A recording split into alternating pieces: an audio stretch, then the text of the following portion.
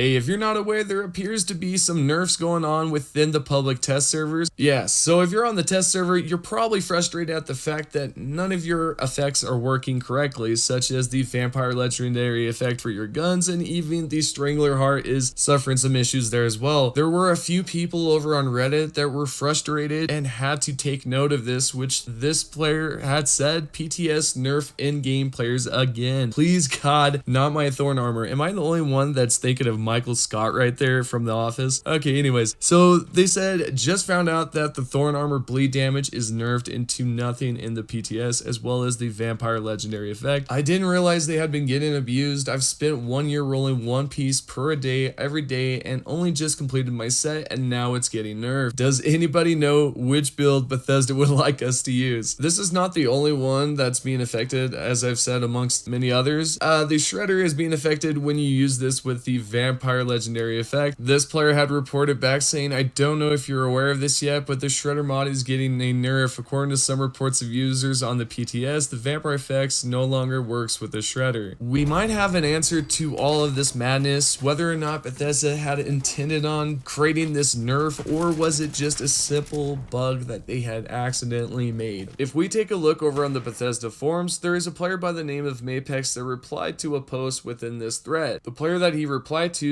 has said, we're still testing it, but it looks like it isn't a vampire nerf, but general multi-shot weapon bug. Things like Tenderizer, Furious, Thorn / Strangler won't work as they used to do with the multi-shot weapons. And Mapex replied back saying, just confirming that this indeed is the case. I'll provide some background for the rest of the forum goers. Since the release of 76, on-hit effects have been able to trigger once per hit instead of once per attack. One of said on-hit effects was Condition Drain, where shotgun splitter weapons, explosive launchers, and two-shot and explosive effect weapons all drain conditions much faster than normal. This excessive condition drain was addressed in the January 26 patch. The other on-hit effects include, but are not limited to, DOTS, Strangler heart poison, gamma / beta wave emitters, suppressors, both perk and legendary effects, Tenderizer, AP drain if the target has dodgy equipped, Furious legendary effect, Medic's legendary effect, Vampire's legendary effect, taking one for the team, and follow through legendary perks, stagger and limb cripple perks as well. In the end, it seems that it's just a pesky little bug that squirmed its way through the Heart Strangler armor, many other various armors as well, and including effects. In the end, hopefully Bethesda will take the initiative approach and fix this bug before patch day arrives. Otherwise, it is going to make a lot of our grinded out armor or weapons pretty much useless in a sense, because sure, the effects are going to be there, but not the whole original way it was intended.